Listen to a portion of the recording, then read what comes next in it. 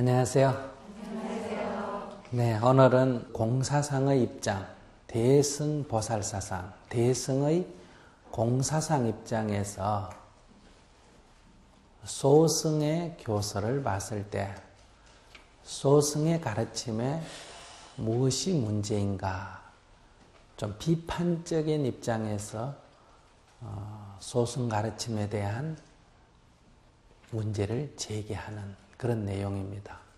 즉 부처님의 가르침에 대승이 있고 소승이 따로 있다기보다 부처님의 가르침을 잘못 이해한 소승 수행자들에게 대승보살인 관자재 보살님께서 그 잘못 이해된 부분에 대해서 좀 비판을 하면서 바로잡고 있다, 이렇게 이해하시는 게 좋겠습니다.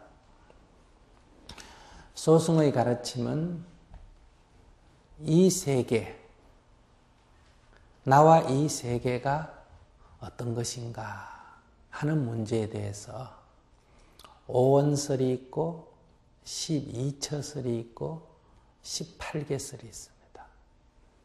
첫 번째 5원설에 대해서 먼저 말씀을 드리면요, 나라고 하는 것은 이 세계의 일부입니다. 그렇습니까? 네.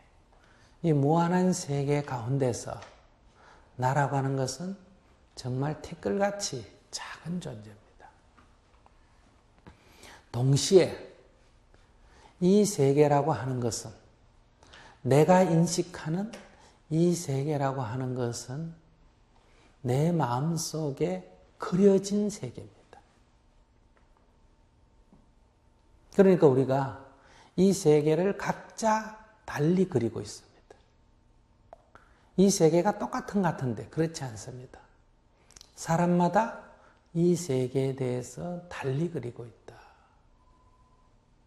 옛날 사람이 알고 있던 세계와 지금 사람이 알고 있는 세계는 다릅니다. 우리가 알지 못하는 것은 없는 것입니다. 우리가 있다고 말하는 것은 우리가 아는 세계다, 이런 얘기예요. 그렇기 때문에 각자 자기가 아는 만큼의 세계, 또 자기 식대로 알고 있는 세계, 이것이 각자가 알고 있는 세계다. 그러니까 이 세계는 내 속에 있습니다. 나는 이 세계의 일부고 이 세계는 다시 나의 일부입니다. 이 정말 묘한 도리예요. 세계는 한없이 많은 티끌로 구성이 되어 있습니다. 티끌이라는 것은 이 세계의 일부입니다. 그런데 그 하나 티끌 가운데 이 세계가 또 다 포함이 되어 있다 라고 하는 일미진중 함시방, 하나의 아주 작은 티끌 가운데에 시방세계가 다 포함이 되어 있다, 이런 얘기. 이 세계는 내 마음 가운데 있다. 이 두 가지를 가지고 일체라고 하는 것은 결국은 나와 이 세계를 통틀어 일체라고 하는 것은 첫째가 물질세계다. 이 세계는 물질세계로 구성이 되어 있죠. 첫째는 물질세계다. 또한 그 물질로 이루어져 있는 나의 육신이다. 이것을 색이다, 이렇게 말합니다. 색이다.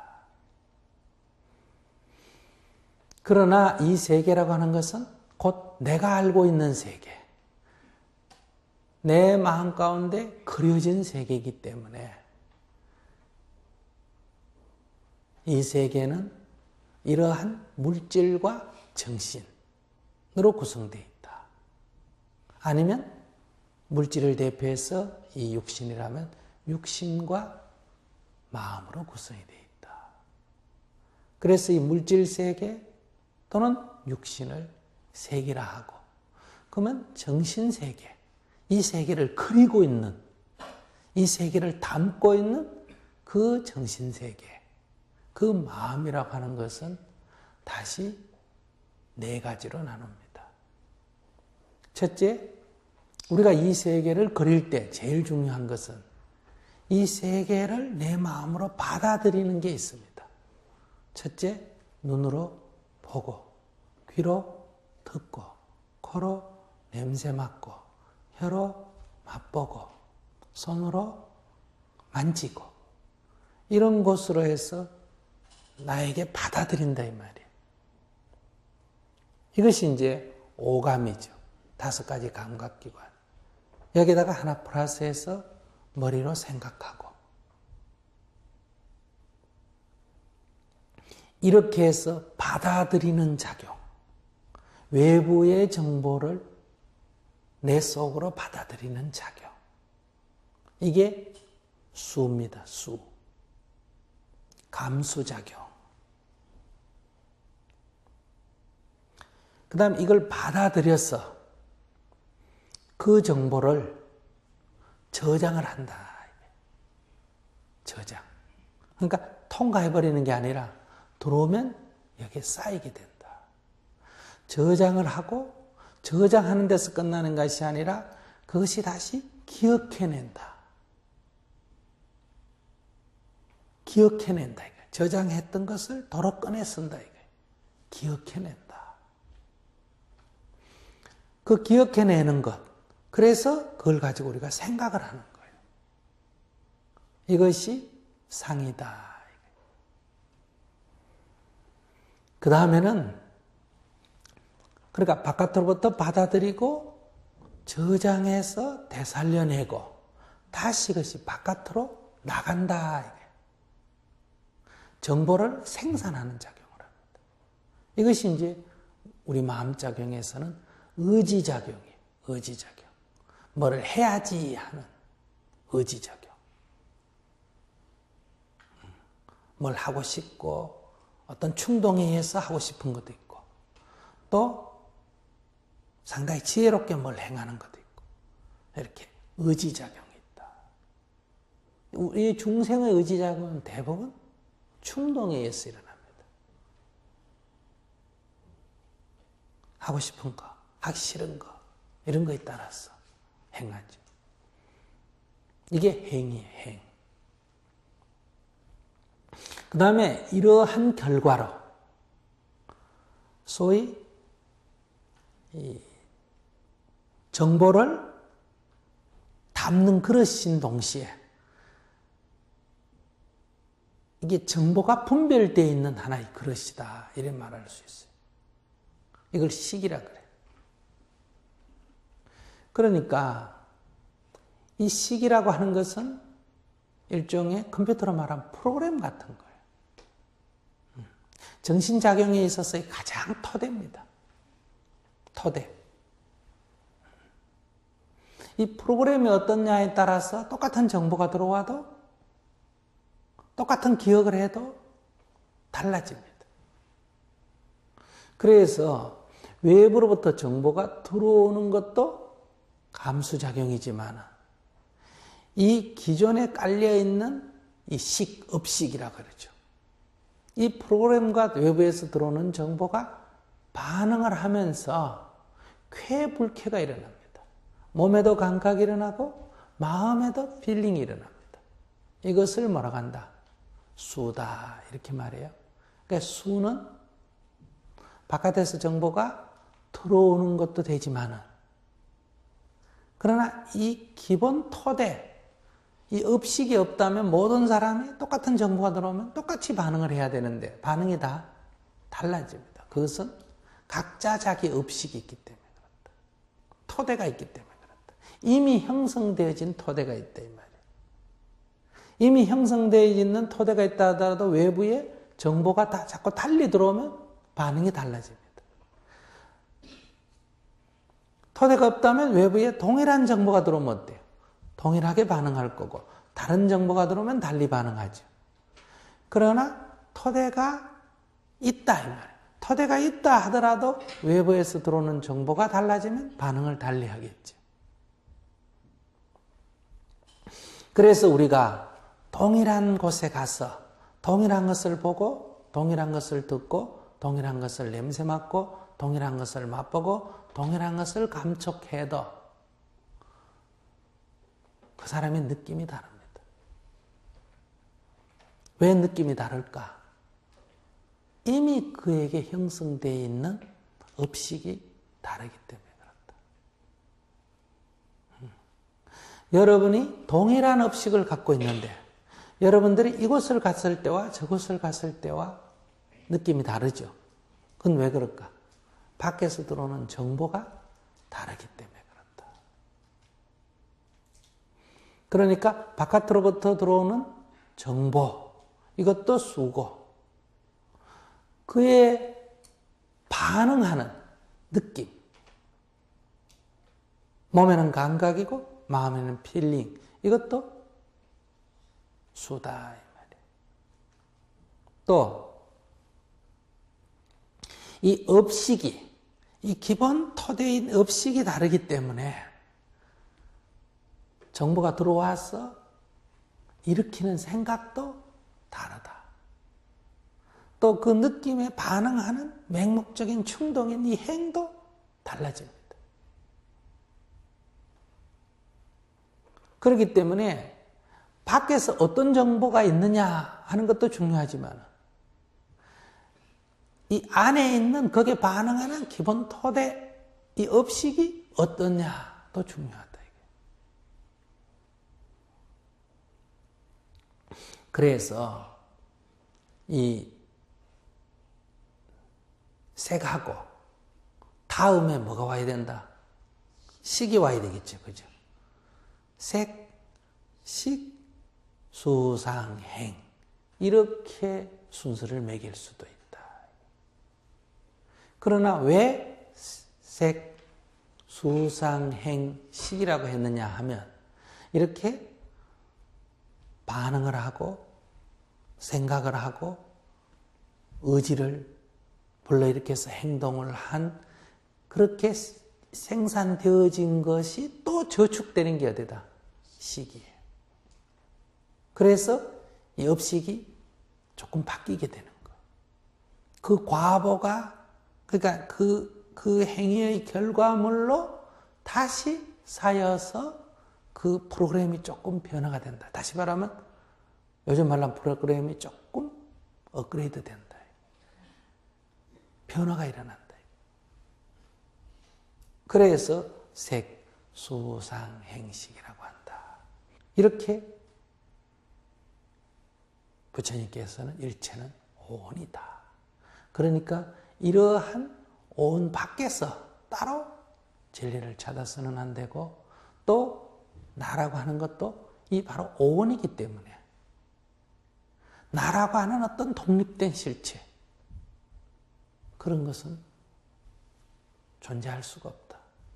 이렇게 구성이 되어 있고 이것이 계속 변한다. 바깥 경계도 변하고 쉽게 하면 우리의 몸도 변하고 이 우주도 변하고 이건 뭐 한다 그랬어요? 이 우주는 성주개공한다. 이 육신은 생로병사한다. 우리의 마음은 이 느낌도 시시때때로 변하죠.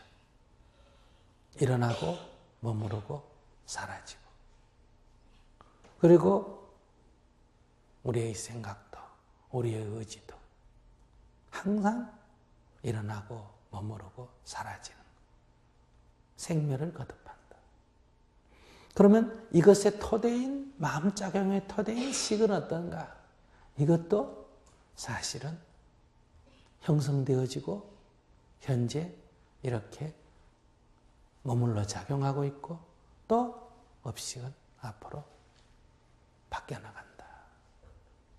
그러니까 담배를 피우는 습관이 있는 사람은 업식이 있는 사람은 바깥에 담배가 있고 그걸 눈으로 보고 그러면 아주 좋은 느낌이 일어나고 그러면 피우고 싶은 마음이 일어나고, 그러면 피우게 되고, 그러면 다시 그 결과물로 담배 습관이 더욱더 형성이 되어지고. 그럼 이 담배를 피우고 싶은 마음이 일어나는 이 기본은 담배를 피운 습관이 내면에 있기 때문에 이것이 반응을 일으킨 거다. 그러나 이것은 영원불변한 건가? 그렇지 않다. 이것은 사라질 수도 있다. 소멸시킬 수도 있다. 그렇기 때문에 이 식이라는 것도 항상한 것이 아니다. 원래 부처님께서는 이렇게 가르치셨어요. 불법에서 말하는 열반, 지고한 행복이라는 것은 우리가 지금 여러분들이 말하는 이런 행복과 다른 거예요. 우리는 욕구가 있어서, 바라는 바가 있어서 그것이 이루어지면 기분이 굉장히 좋죠. 그 기분이 좋은 게 뭐예요? 행복이에요. 근데 바라는 바가 이루어지지 않았을 때는 기분이 딱 가라앉고 나쁘다 이 말이에요. 이게 불행이란 말이에요. 근데 우리는 이 불행은 싫고 행복은 원하는 거예요. 이 불쾌는 버리고 쾌만 얻으려고 한단 말이에요. 그렇기 때문에 우리가 자기가 원하는 것이 이루어지면 마음이 들뜹니다. 기분이 좋을 때는 마음이 들뜬다 이 말이에요. 팔짝팔짝 뛰잖아. 너무 좋으면, 그죠? 만세를 부르고. 그런데 바라는 바에 근거해서 이루어지고 이루어지지 않고 하는 게 아니고, 이 바라는 바 자체가 사라져버렸을 때, 바라는 바에 내가 전혀 내 마음이 구애를 받지 않을 때, 그때는 쾌도 없고 불쾌도 없고 행도 없고 불행도 없는 세계. 그런 내 욕구에도 구애받지 않고 경계에도 구애받지 않는 상태. 그러니까 그때는 마음이 들떠있는 게 마음이 어떻다? 고요하다. 마음이 평정된 상태였다. 그래서 적정이라고 한다. 고요하다. 열반 적정이다. 이렇게. 그게 지고한 행복에 속하는 거예요. 그러니까 이 행복은 불행으로 바뀌지 않는 행복이다. 근데 우리가 지금 말하는 이 행복은 불행으로 바뀌는 행복이에요. 그래서 부처님께서 말씀하시는 그 행복을, 열반을 우리는 우리가 경험하고 있는 이 행복과 동일하게 이해한다. 동일하게. 그러니까 우리가 복을 구하잖아요. 불교를 통해서, 부처님의 가르침을 통해서 그 욕구로부터 자유로워져 버림으로 해서, 욕구의 속박에서 벗어나 버림으로 해서 지구한 행복인 열반이 들어야 되는데, 그 욕구가 충족이 돼서 얻는 그 기쁨과 혼돈하기 때문에 부처님, 내 바라는 대로 좀 해주세요. 그게 이루어지는 게 극락이라고 잘못 이해한다. 그러니까 이게 기복화되는 거예요. 그러니까 기복적인 게 좋다 나쁘다 이런 얘기를 하는 게 아니에요. 그러니까 불법에 대한 잘못된 이해가 이루어졌다 이런 얘기. 근데 이 세상에 사는 중생은 다 자기가 원하는 대로 이루어지기를 바래요, 안 바래요? 바래요. 이렇게 말하는 스님도 그걸 바래요, 안 바래요? 바래. 그렇기 때문에 사람이 자기가 이루어진 대로 안 됐을 때 이루어진 대로 좀 됐으면 좋겠다는 마음은 다 드는 거예요. 이거는 중생의 세계예요. 이것은 늘 고활하기, 행과 불행이 그렇기 때문에 되풀이 된다. 그러니까 윤회의 세계다 이 말이에요. 그럼 여기서 벗어나려면 어떻게 해야 되느냐? 그건 바로 자신의 욕구로부터 자유로워져야 되고, 욕구로부터 자유로워지면 경계로부터 자유로워지기 때문에 내가 어떤 상황에 처하든 거기에 마음이 구애받지 않게 된다. 그래서 행도 불행도 동시에 사라져버린다. 쾌와 불쾌가 함께 사라진다 이 말이에요. 그것이 열반이라고 하는 거다. 그 열반이라고 하는 것은 행과 불행이 되풀이되는 윤회로부터 벗어나 버린다. 이것은 이 행복은 불행으로 바뀌는 그런 행복이 아니다.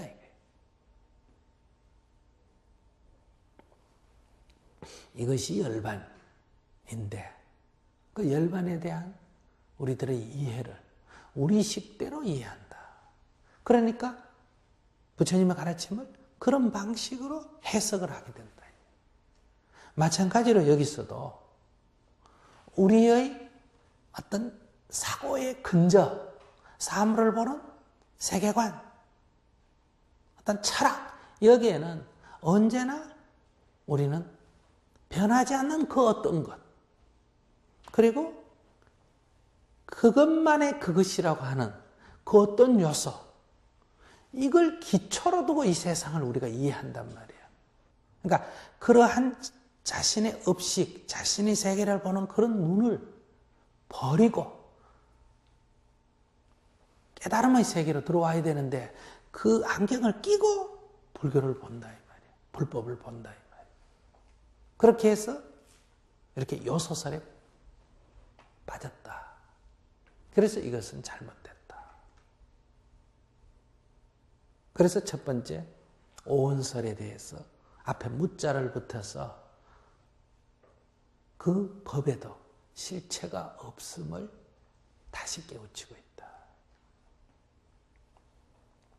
두 번째 이 소승교설의 중요한 것 하나가 12처설입니다. 일체라고 하는 이 세계라고 하는 것은 사실은 내가 아는 세계.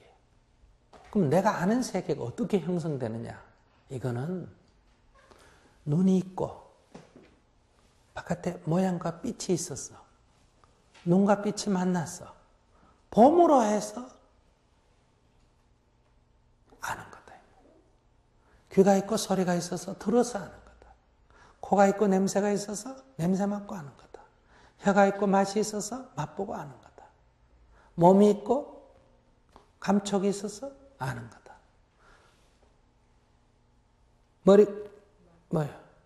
뇌가 있고 또는 머리가 있고, 그죠? 그 다음에 이 뜻이 있어서 이 아르마리를 해서 아는 거다. 그래서 이 바깥 세계를 사실은 이 내 몸에 있는 6가지 감각기관이 중요하죠. 이걸 갖다가 근본이다, 뿌리다. 그래서 이걸 뭐라고 한다? 육근이다. 그래. 육근. 6가지 감각기관이 뭐예요? 아, 이, 비, 설, 신, 의. 이 6가지. 그러면 여기에 대응되는 인식의 대상, 객관세계죠. 이게 뭐예요? 이걸 갖다가 육경이라 그래요. 육경. 6가지 경계다. 이 육경이 색. 이때 색은 물질이다 또는 육신이다 이런 뜻이 아닙니다. 이때는 모양과 빛깔이. 이때 색은 빛이에요. 모양과 빛. 그러니까 색, 성, 향, 미, 촉, 법이라 그래요. 이 6가지 경계, 육경과 6가지 인식기관, 육군이 만나서 결국은 우리들의 알미, 우리가 아는 세계가 형성되어진 거다. 이 세계란 건 별거 아니다. 이렇게 형성되어진 거다. 여러분들이 보지도 못하고 듣지도 못하고 냄새 맡지도 못하고 맛보지도 못하고 감촉도 못하고 생각도 못하면 그런 세계는 있어요? 없어요? 없어. 여러분들이 뭐락뭐락 해도 다 그것을 눈으로 봤거나 귀로 들었거나 코로 냄새 맡았거나 혀로 맛봤거나 손이나 몸으로 감촉이 됐거나 아니면 머리로 생각을 했거나 그 밖에 따로 세계가 있는 게 아니다. 그러니까 일체라고 하는 것은 이 12가지 다. 그래서 이걸 뭐라고 한다? 12처다. 12처다.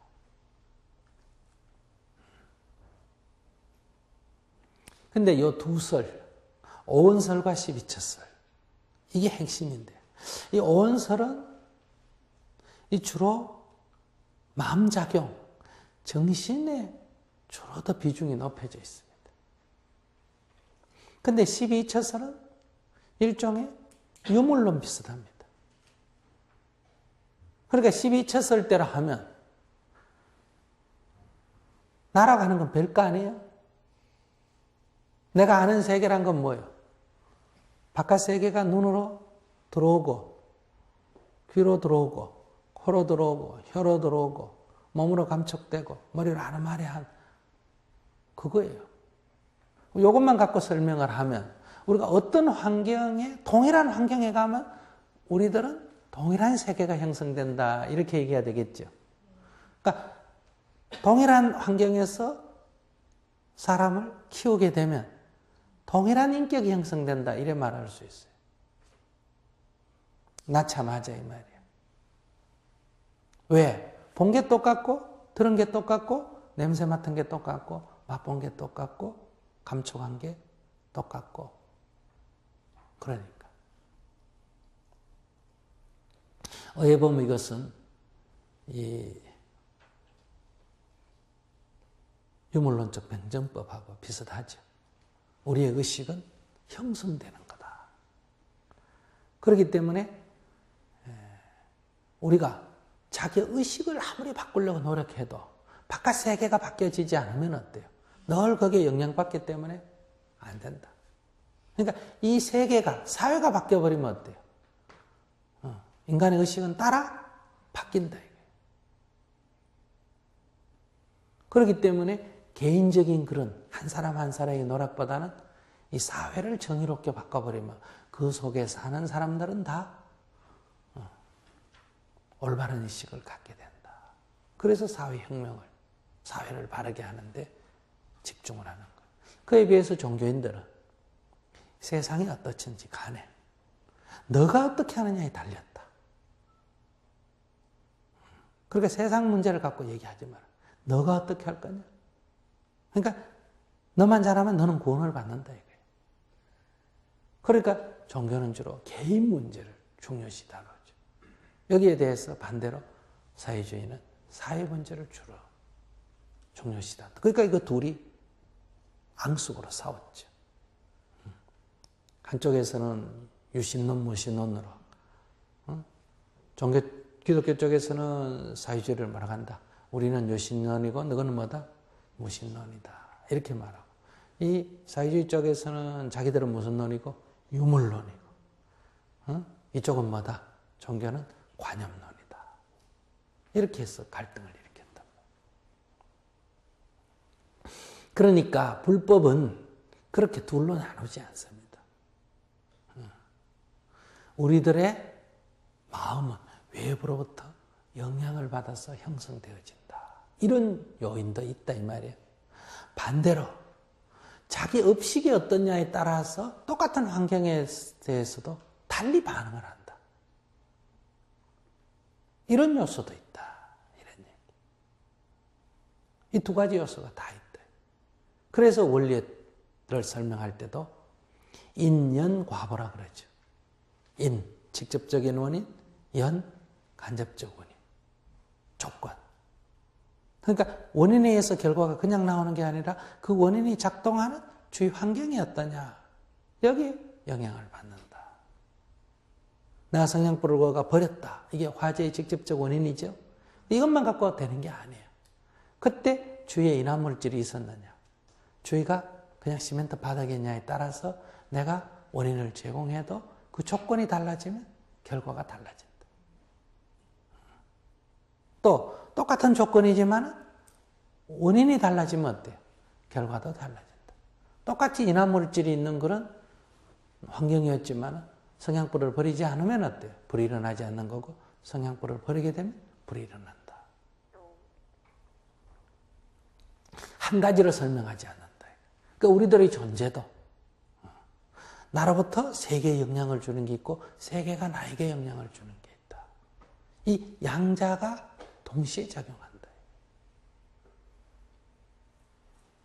그런데 이 세상의 철학은 그 중에 한계를 가지고 자꾸 논한다. 그래서 인간성에 대해서도 인간의 본성이 선하다, 아니야, 악하다 이렇게 대립을 한다. 그러나 불교에서는 인간의 본성은 선한 요소도 있고 악한 요소도 있다 이렇게 말하지 않습니다. 이거는 불교를 조금 덜 이해한 거고, 그러니까 둘을 동시에 다 본다는 건 맞는데, 그러나 더 근본적으로는 본질에는 선한 것도 악한 것도 따로 없다.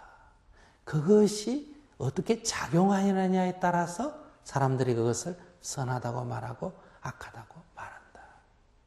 선과 악은 우리들의 의식에서 형성되어진 거다. 이렇게 사물을 꿰뚫어 보는 거단 말이에요. 그러니까 이 12처설은 환경이 우리에게 영향을 주는, 세계가 우리의 의식에 영향을 주는 측면을 설명하는 거예요. 반대로 온 설은 이 시기, 이 시기 느낌과 생각과 의지에 영향을 준단 말이에요. 그러니까 똑같은 환경 속에서도 이게 달리 반응이 일어나는 거예요. 그러니까 이 주로 이 우리들의 내면의 세계, 여기에 주로 더 초점이 맞춰져서 이걸 설명을 했다 이 말이에요.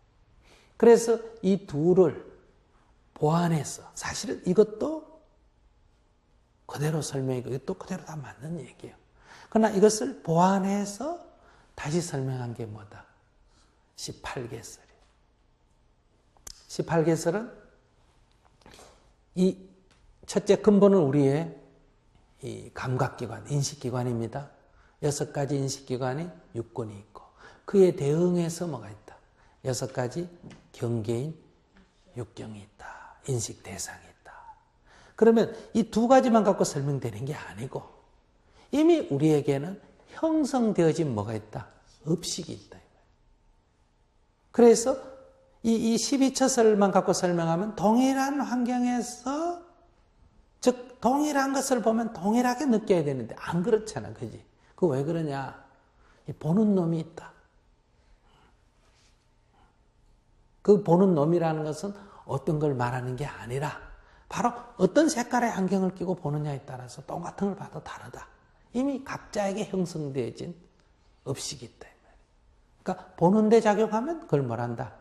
안식이라 그러고, 듣는 데 작용하면 이식이라 그러고, 이렇게 6가지 식을 갖고 이렇게 18가지로 이걸 설명을 하면 좀 더 분명하게 설명할 수가 있다. 그게 뭐라고? 12처설이다. 12처설이다. 그래서 식에는 보는 식, 안식, 그 다음에 듣는 식, 이식, 그 다음에 냄새 맡는 비식, 맛보는 설식, 그 다음에 감촉하는 신식, 생각하는 의식. 그래서 이 5가지는 주로 몸뚱이에서 바로 작용하기 때문에 이거를 전오식이라 이렇게 말해요.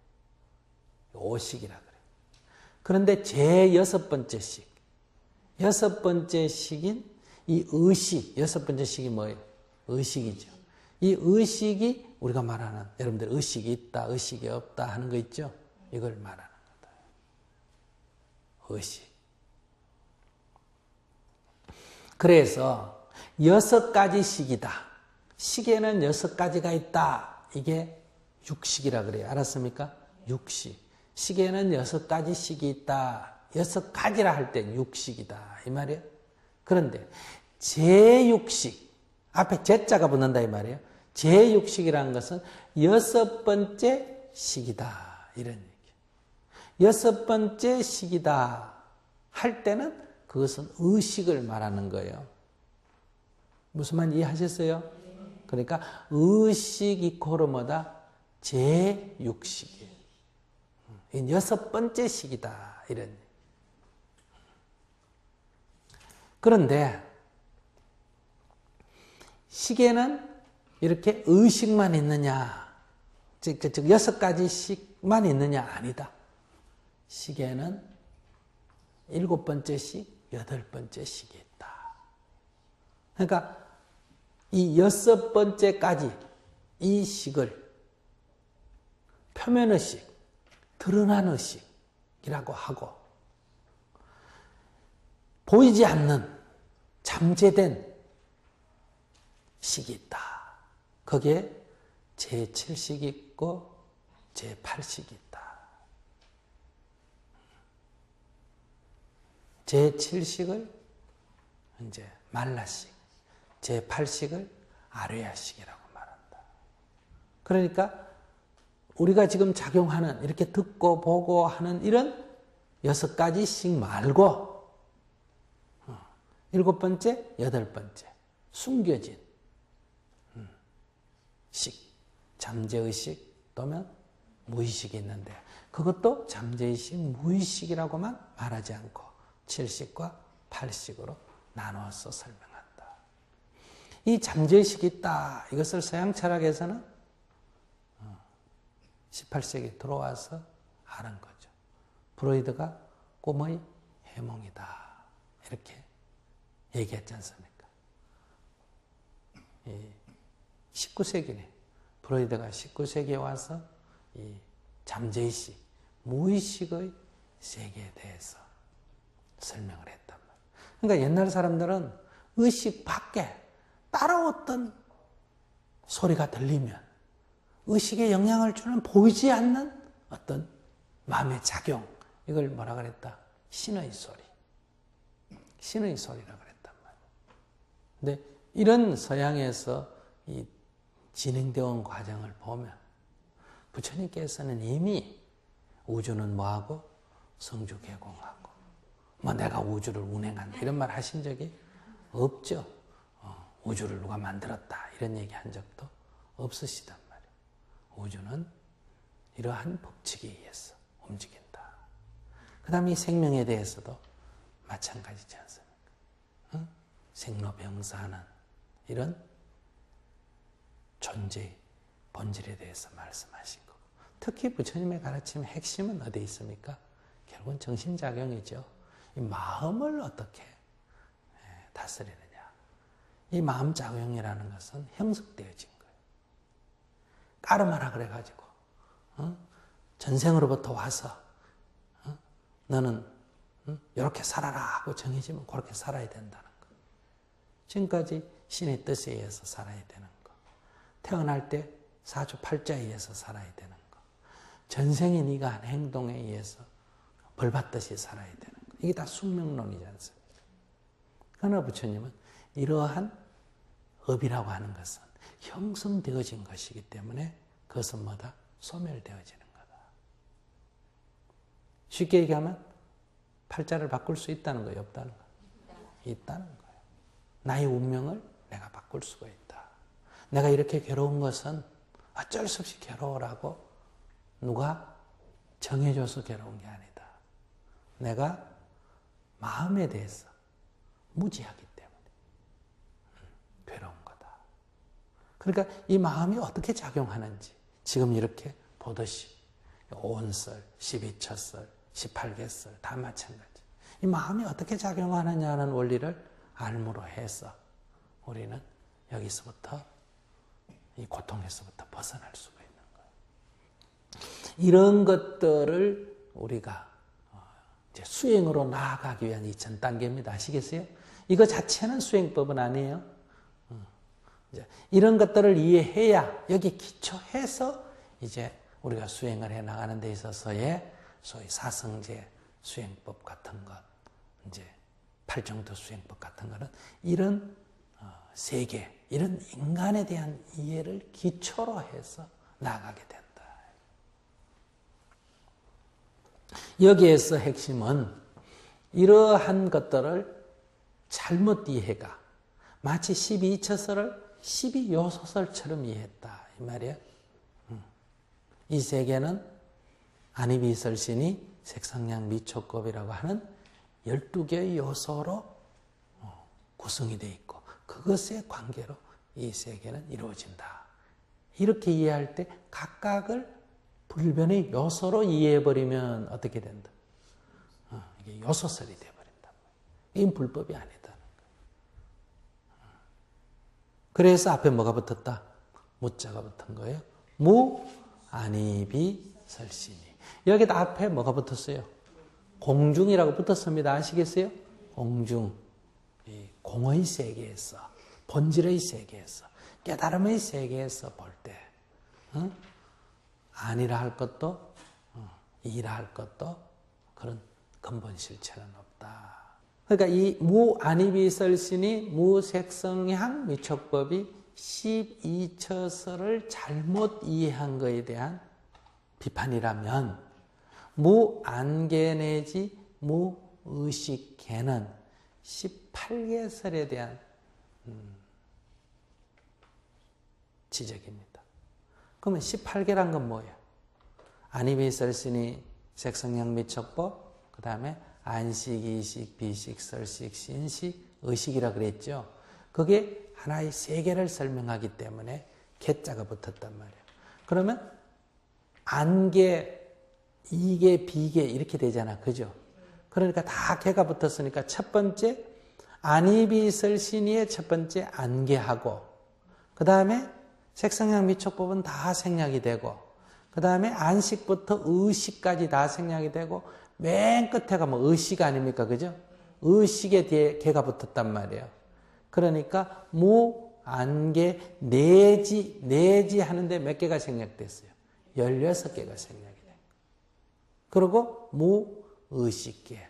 그러니까 안개로부터 안개에도 실체가 없고 그리고 다 생략하고 마지막에 의식계에도 실체가 없다.